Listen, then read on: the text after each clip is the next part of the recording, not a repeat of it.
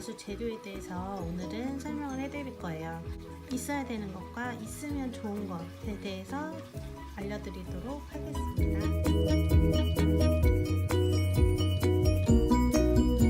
첫 번째로 바늘이에요.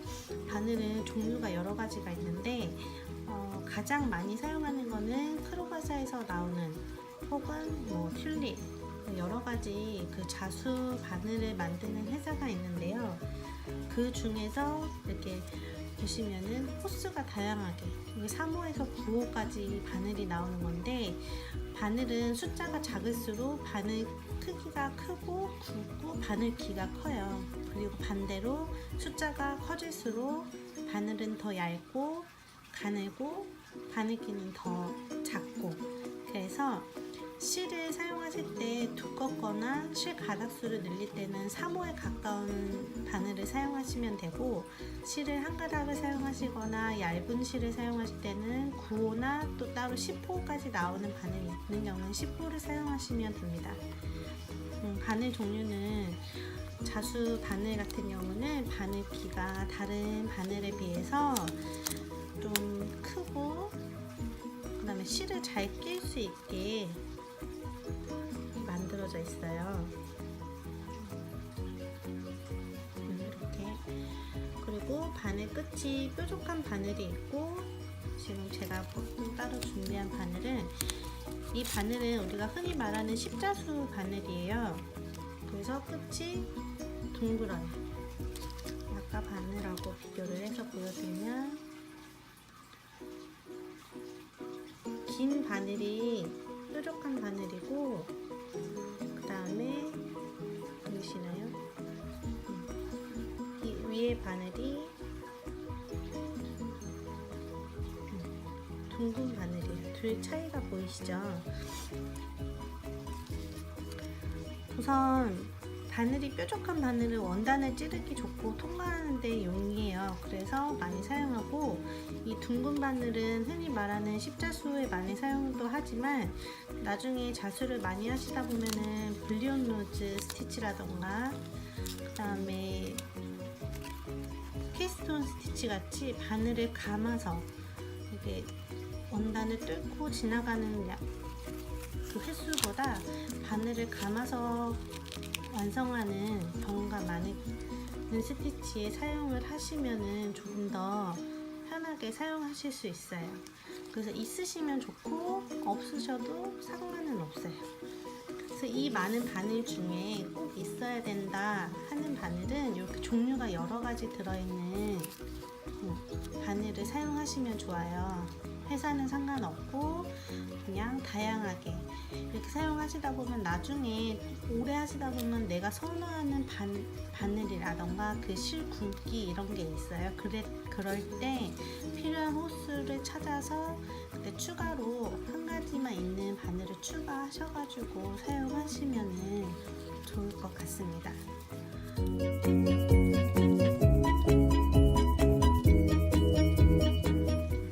이번에는 실에 대해서 설명을 해드릴게요. 실은 이렇게 보면 종류가 너무 많죠. 사실 제가 준비한 실보다 더 다양한 실이 많아요.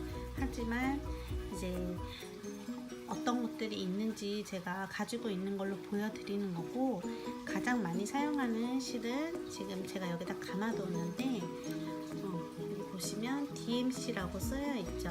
밑에 25번이라고 써 있고, DMC라는 회사에서 나온 25번사 실이에요. 이 실은 한 가닥이 그냥 하늘로 되어 있는 게 아니라 6가닥의 실이 뭉쳐져서 하나의 가닥, 한 실로 이루어져 있는데, 이 25번사 같은 경우는 원하는 길이만큼 잘라서 이 실을 그냥 6가닥을 바로 쓰셔도 되지만 한 가닥씩 뽑아서 사용을 하실 수도 있어요. 또 이 DMC라는 회사가 가장 유명하기 때문에 책 같은 거를 사서 보시면은 기본적으로 DMC를 바탕으로 실 색상표가 많이 나와 있고요. 그 외에도 앵커라던가 올림푸스와 같은 회사에서도 나오는 실이 있어요. 조금 광택이 다르다던가 아니면 색감이 조금 다르다라는 그 정도 차이가 있을 뿐 어떤 거를 사용하셔도 크게 상관은 없으시답니다. 그리고 이렇게 감아져 있는 실은 번호가 항상 쓰여져 있어요. 이 번호는 이 보빈이라는 실패에다가 새로 감을 때 이 윗부분에다가 번호 다음번에 이제 다 사용했을 때 또 추가 구매할 수 있게 번호를 써주시고 그 다음에 실을 감아서 보관해 주시면 사용하실 때 편하게 사용하실 수 있습니다. 25번사 같은 경우는 지금 이거 같은 경우 보이실지 모르는데 색이 한 가지 색으로만 되어 있는 게 아니라 이렇게 좀 여러 가지 여러 가지 색이 섞여 있어요. 베리에이션사라고 그러는데 이것도 6가닥의 실로 이루어져 있고요. 똑같이 사용하시면 되는데 얘는 사용하면서 은은하게 색깔이 바뀌는 그런 장점이 있어서 한 가지 실을 사용하면서도 다양한 색의 느낌을 줄 수 있는 그런 실이에요. 이렇게 DMC를 가장 많이 사용하고 요즘엔 또 울사를 또 많이 사용을 해요. 울사는 대표적으로 애프톤사에서 나오는 울사가 있고 이것도 DMC에서 나오는 울사인데요. 둘이 똑같이 울사라 그래서 양모털로 만든 실이지만 회사마다 조금 만드는 방법이 달라서 굵기가 달라요. 이것도 원하시는 회사의 실을 사용하시면 되고 만약에 애플톤 울사만 사용을 했다 한데 굵은 느낌을 주고 싶다 두꺼운 느낌을 주고 싶다면은 이 실을 여러 가닥으로 사용하시면 되세요. 그 외에 번외로 이제 12번사 그 다음에 얘는 이제 제가 숫자 따로 써있지 않지만 5번사 4번사 이렇게 있어요. 실도 바늘과 마찬가지로 숫자가 작아질수록 더 실이 두꺼워져요. 그래서 뭐 예를 들어서 4번사를 사용한다 그러면 아까 제가 보여드린 바늘 중에 3호를 사용한다던가 이런 식으로 숫자가 작은 실은 숫자가 작은 바늘을 사용한다 이렇게 생각하시면은 이해하시기 쉬울 것 같아요.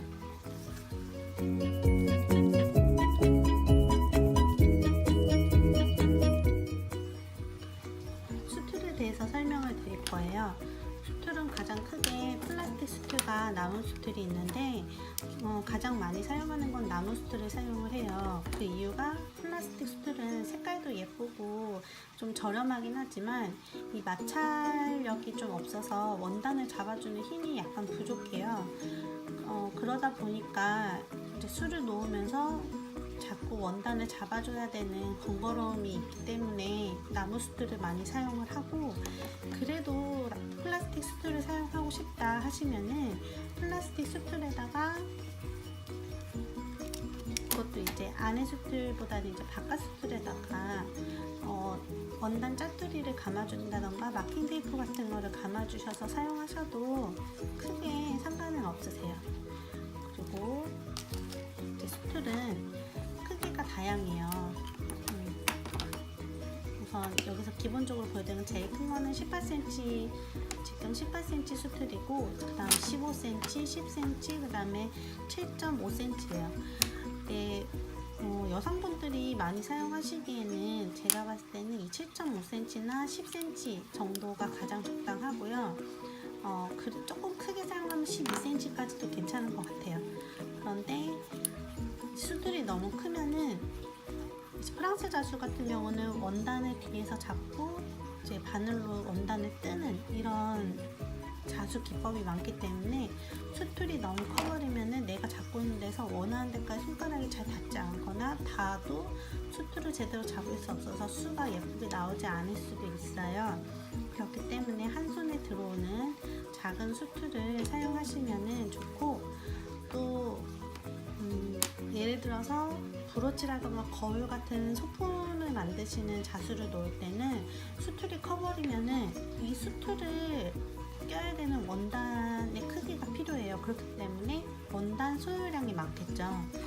작은 소품을 만들 때는 작은 수툴을 사용해서 원단 소유량도 줄여주시는 게 경제적으로 자수 활동하시는데 도움이 되실 거예요.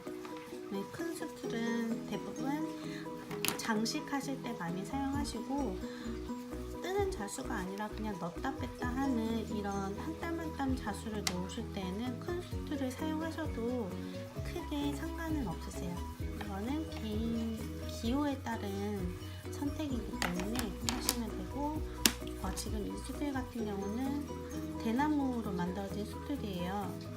대나무 수틀은 튼튼한 거는 되게 튼튼한데 조금 저렴한 거를 구입하시게 되면은 수틀 때 이 나무 결이 떠가지고 좀 가시 같은 게 있어서 원단을 좀 해칠 수 있기 때문에 마무리가 잘 된 수틀을 사용하시면 좋을 것 같습니다.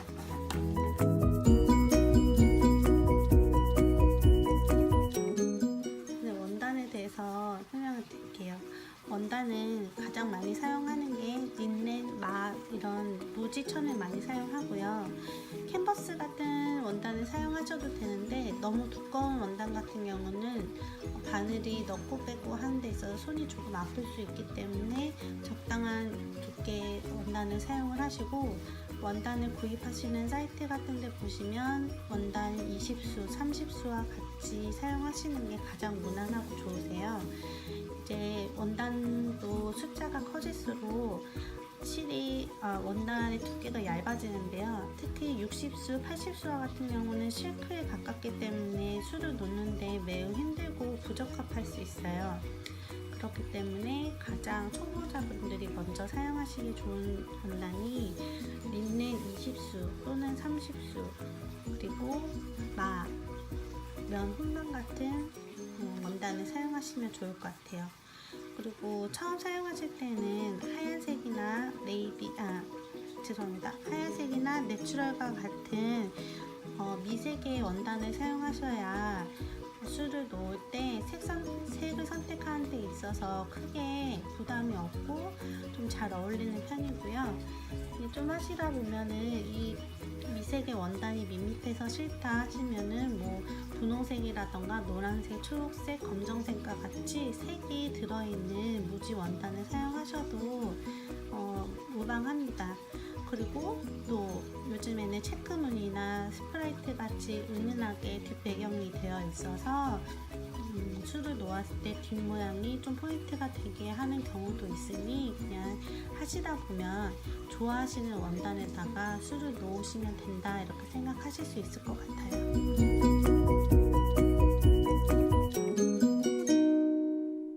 다음은 먹지와 그다음에 트레이싱지, 그리고 이건 철필이라는 건데 철필 같은 경우는 여기 있는 재료 중에 꼭 있어야 되는 재료는 아니에요. 다 쓴 펜을 사용하셔도 되고 그냥 일반 볼펜을 사용하셔도 됩니다. 이 두 아이를 사용하는 방법은 이런 식으로 원하는 도안이 있을 때 이 도안을 원단에 바로 옮기지 않고 이 도안을 훼손을 최소화하기 위해서 이 트레이싱지라는 기름 종이에 도안을 옮긴 다음 원단에다가 다시 옮기는 작업을 할 때 사용하는 거예요. 트레이싱지에다가 그림을 옮길 때는 연필을 사용하셔가지고 왼쪽 상단에서부터 오른손잡이 같은 경우 왼쪽 상단에서부터 오른쪽 아래로 도안을 베껴서 사용하셔야 연필 심이 손에 묻지 않고 번짐이 없습니다. 그래서 도안이 그려지면 그려진 도안은 원단 위에 올려놓고 이제 옮길 건데요. 그냥 옮기면은 옮겨지지 않기 때문에 이 원단과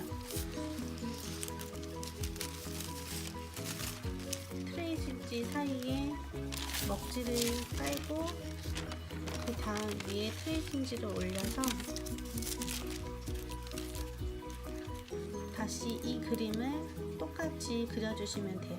근데 트레이싱지 같은 경우는 구멍이 잘 나고 찢어질 수가 있기 때문에 그 위에 비닐 같은 거를 대여주시면 좋은데 가장 많이 사용하는 게 우리가 물건 같은 거 사면은 이렇게 들어오는 비닐, 투명 비닐 있잖아요.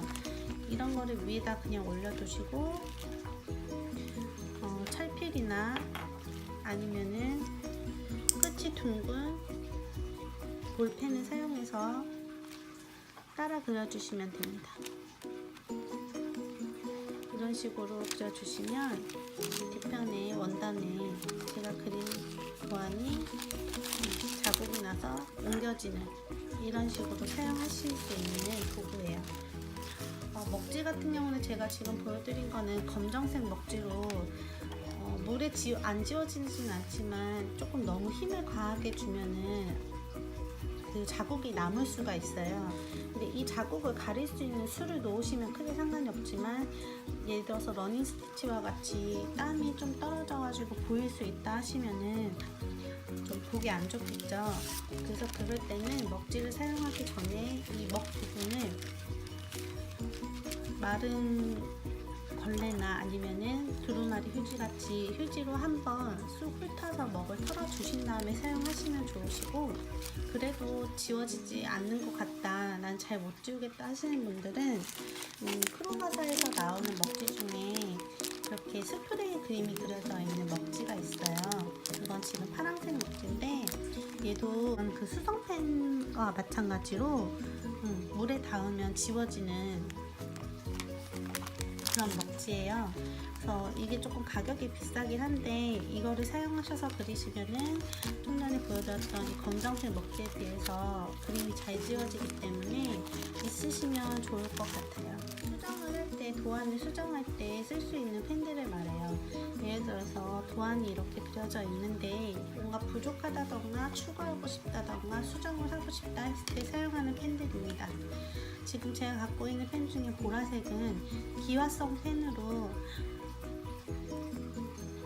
이제 그려놓고 두면은 공중에서 날아가는 펜이에요. 저절로 지워지는데, 장점은 저절로 지워지기 때문에 따로 세탁을 하거나 그러지 않아도 된다는 장점이 있는 반면, 수정을 해놓고 바로 술을 넣지 않으면 시간이 지나서 없어지기 때문에 또 다시 몇 번씩 반복해서 그려야 된다는 단점이 있어요.